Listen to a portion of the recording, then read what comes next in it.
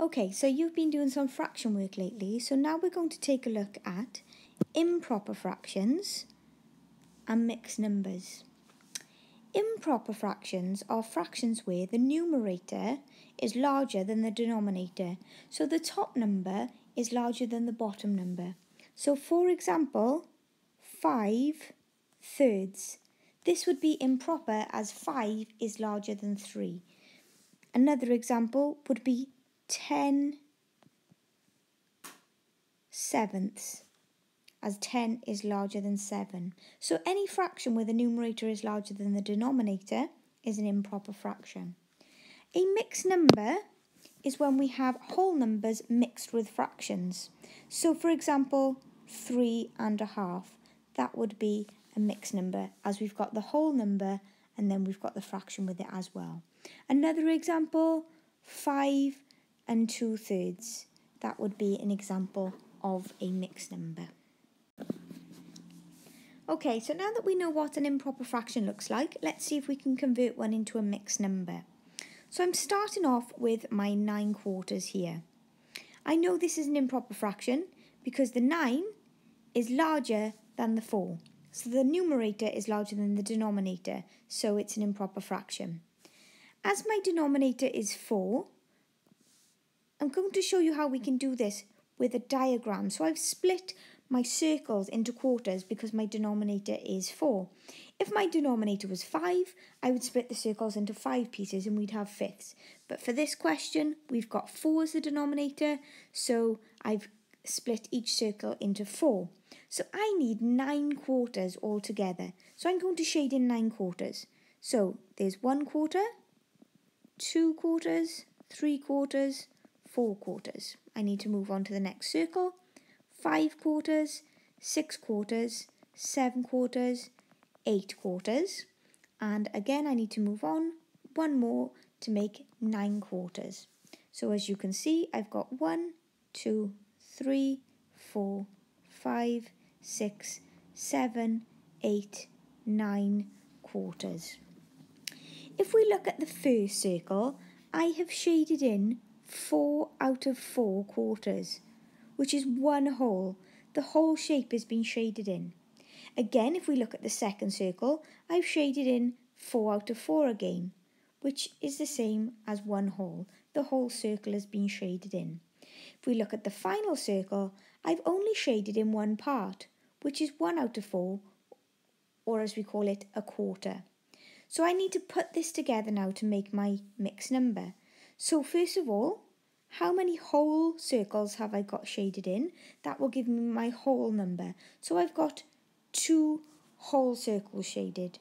And then my last circle, I've just got 1/4. So I would say 2.25. So we can say that 9/4 is equal to 2.25. We've converted it from an improper fraction into a mixed number. This is similar to the previous example. This time we've got 8/3. Again, I know it's an improper fraction as the numerator is larger than the denominator. The 8 is larger than the 3. This time my denominator is 3. So I've split my circles into 3 parts. 1, 2, 3, because we've got thirds. So this time I need 8/3. So I'm going to shade in 8 parts. There's 1, 2, 3, 4, 5, 6, 7, 8. As you can see, I didn't need all the circles, but I have shaded in 8/3. We'll do the same as last time and we'll have a look at our wholes first. So here I've got 3 out of 3 shaded, 3/3, which is equal to 1 whole. The whole circle has been shaded. Again, the circle next to it, 3 out of 3, which is equal to 1 whole. 3/3 is 1 whole. The third circle, I've only shaded 2 parts out of 3. So I've shaded 2/3. So altogether, I've got 1 plus 1, which is 2 whole circles shaded. And then we've got 2/3 of a circle shaded, so 2 2/3. So 8/3 is equal to 2 2/3. We've converted it from an improper fraction into a mixed number. It isn't easy to draw diagrams out all the time, so let's see if we can come up with a method without a diagram. 4/3 means 4 divided by 3, the numerator divided by the denominator. If we complete this division and include remainders, it will help us turn it into a mixed number. So 3 fits into 4 once with a remainder of 1. Our whole number before the remainder tells us our whole number in our mixed number. So I've got 1 whole. My remainder then tells me the numerator for my fraction in my mixed number. So remainder 1 tells me that my numerator will be 1. We also carry over the denominator from the question. So in the question I've got 4/3. My denominator is 3. We've got thirds. So my denominator will remain 3 and I'll have 1/3. So altogether we've got 1 1/3. 4/3 is equal to 1 1/3. And we didn't need a diagram to do that. Let's see if we can do the same with 12/5. So like previously, 12 divided by 5. The numerator divided by the denominator. So 5 goes into 12 twice, 2 5s are 10, and then I've got a remainder of 2. The number in front tells us our whole number for our mixed number, so we've got 2 wholes. The remainder then tells us the numerator for our fraction, so I've got 2 as the numerator, and as before we keep the denominator the same. In the question I had 12/5, so in my answer I also have fifths, so my denominator remains as 5. So 12/5 is equal to 2 2/5. So far we've converted improper fractions into mixed numbers. Now we'll try and convert the mixed number back into an improper fraction. So I've got 1 3/4. So I've got my whole, 1, followed by my fraction, 3/4. So this is my mixed number, and I want to turn it into the improper fraction where the numerator is larger than the denominator. So I need 1 whole circle. So we've got 1 whole circle. That's 4/4, 4 out of 4. And then I've got 3/4. 1, 2, 3. So remember, the denominator is what we split our circles into. So our denominator here was 4, so each circle has been split into quarters. So now we want to write this as an improper fraction. As the previous questions, our denominator will stay the same.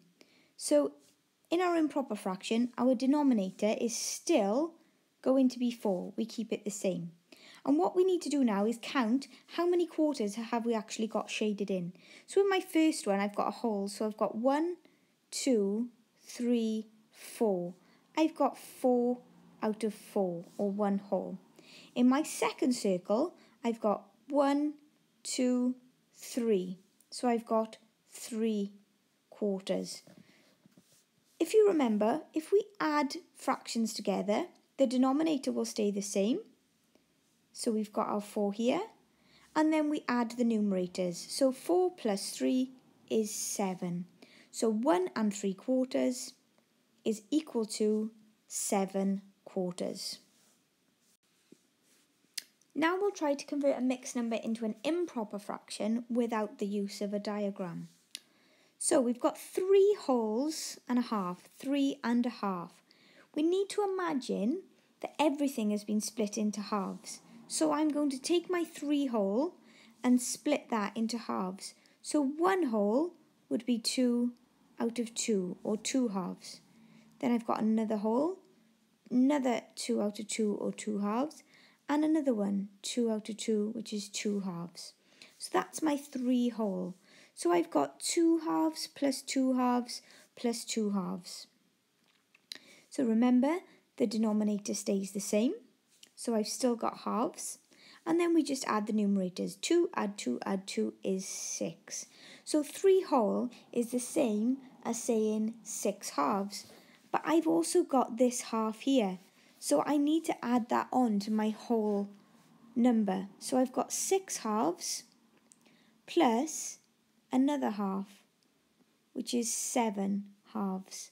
Remember, the denominators stay the same, and we add the numerators.